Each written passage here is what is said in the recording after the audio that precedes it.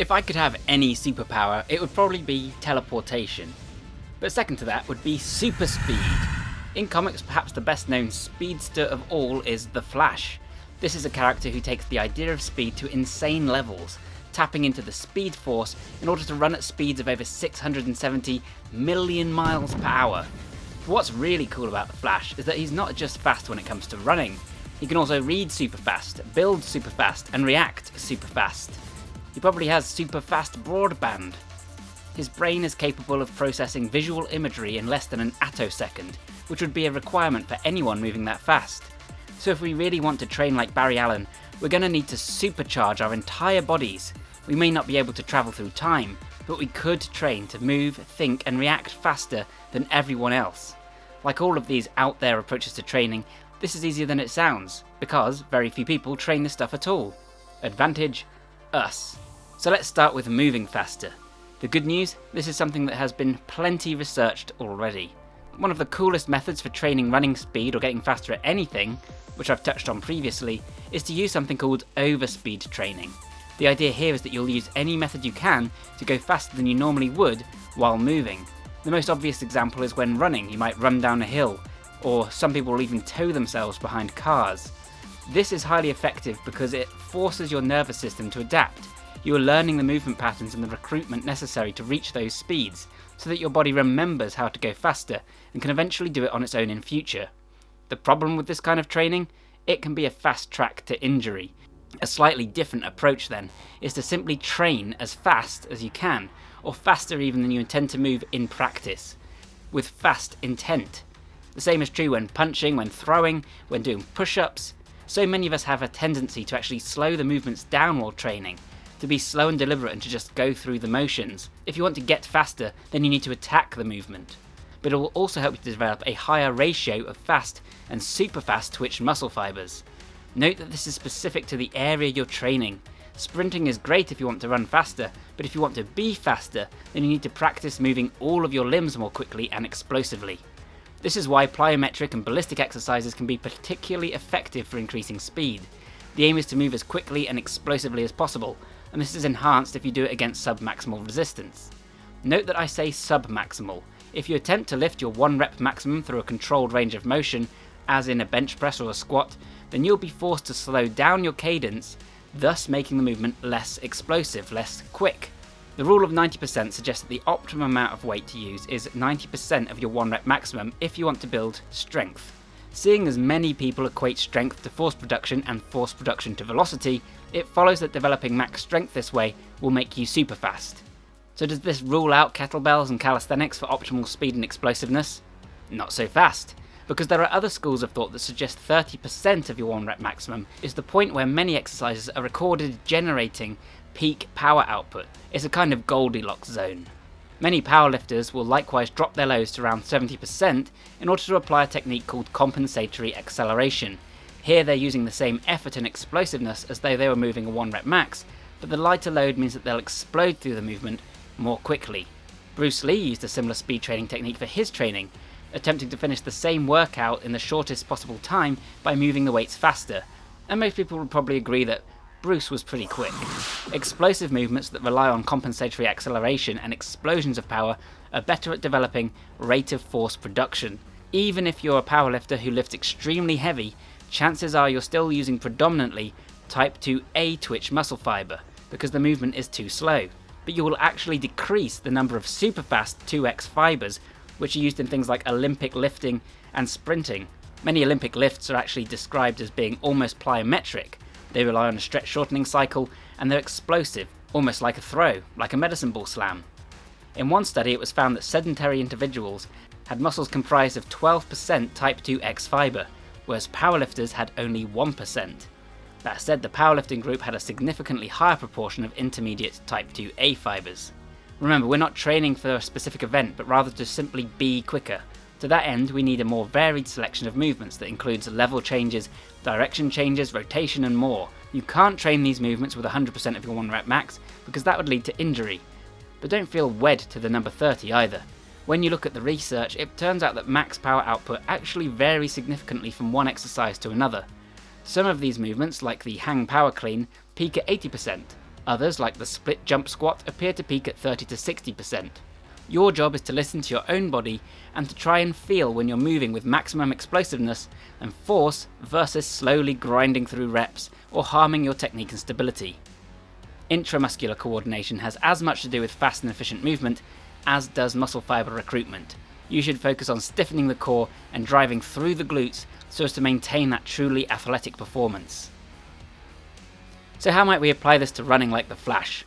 We can practice overspeed training against resistance with movements like the sled push, prowler sprints, running on sand, running uphill, or running with a parachute. Or you could actually buy sand simulation shoes. We can also use a number of speed drills to practice overspeed training and explosiveness without needing space to sprint. Examples include marching A's and high knees. All of these will slightly change the gait though, so this needs to be done in conjunction with regular sprinting. The biomechanics of sprinting vary between the acceleration phase, takeoff, and the maintenance phase or gliding phase, where that high speed is sustained. In the acceleration phase, the athlete leans further forwards so that their foot is behind their centre of mass, and this also allows gravity to help them achieve top speed quickly. There's an emphasis on pushing through the back leg to launch off the ground. As they approach the gliding phase, they move into a more upright posture, so that the foot lands beneath the hip, increasing stride length, while attempting not to drastically reduce stride frequency, and relaxing the upper body, low shoulders and jelly jaw. This is similar to the way a martial artist develops speed, by driving through the floor then loosening the body to move like a whip. To build more power and speed then, we need to focus on generating maximum power for minimal ground contact time. This is also where drills like marching A's and high knees become extremely useful. We should also focus on stabilising the hips and knees and learning to drive power off of one leg. Strengthening the core is always beneficial for speed, as we have seen before. Another example of this is when sprinting, at which point anti-extension movements can help to keep the body sufficiently upright during the gliding phase of the sprint. Keep in mind that while all these things are important, individual differences also play a huge role. Case in point, Usain Bolt reportedly has slight scoliosis, which means that one leg is slightly longer than the other. This results in an uneven stride with significantly more power, 13% to be precise, generated on one side than the other. Usain is about the closest thing we have to a real-world Flash, so don't sweat the small stuff. If we really want to become blindingly fast though, then it is just as important that we learn to react and think quickly. To this end, we need to speed up our reaction times. But again, things aren't so straightforward. In order to react to something like a punch being thrown, we need to first process the visual information coming into us. The fastest nerve impulses travel at around 250 miles an hour, meaning it will take around 13 milliseconds for that information to reach the brain. It then takes a further 0.3 seconds for a signal to reach your hand from your brain. But before even this happens, your brain needs to collect information from elsewhere in your body, otherwise there'd be a kind of lag. All this information is collected into a single image of one moment.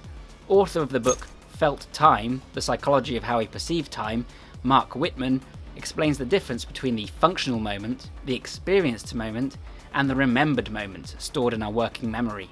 The perceptual moment varies from one sense to another, and can be measured, for example, by clicking in the right and left ear and then measuring the amount of time required to separate those clicks in order for them to appear as sequential rather than simultaneous. We can react to this kind of input unconsciously, but we won't necessarily be consciously aware of the difference. There are many scenarios in sports where an athlete won't have enough time to react to an event consciously.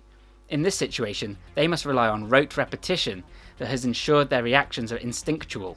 This rote repetition also strengthens the pathways in the brain via myelination and other processes, thereby allowing the signal to travel faster. As Bruce Lee says, it hits all by itself. The experienced moment, however, is a little longer.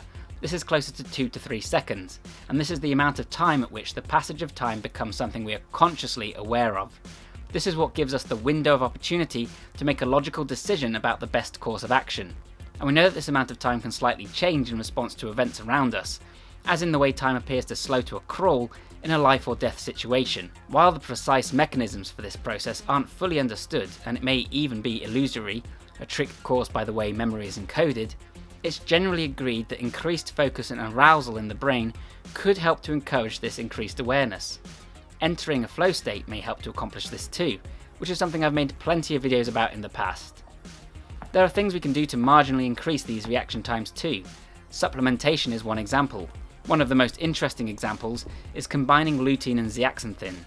This combination has been shown in studies to increase visual processing speeds and improve visuomotor reaction times by as much as 10%.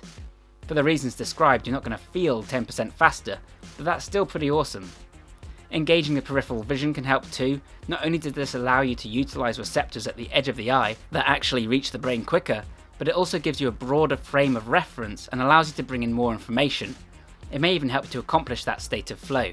And if you want to make better decisions in those split seconds of perceived time, it turns out that this is something that can be practiced and improved as well.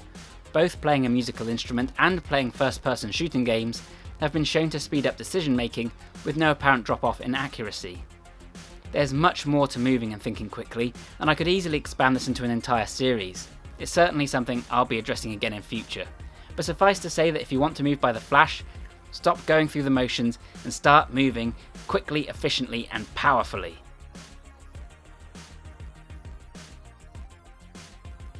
So I hope you found this video useful and interesting, guys. If you did, then please leave a like and share it around. That'll help me out immensely. Let me know what other characters from popular culture you'd like me to address and look at the training of. And let me know if you have any other tips on how to move and think more quickly. Share those in the comments down below.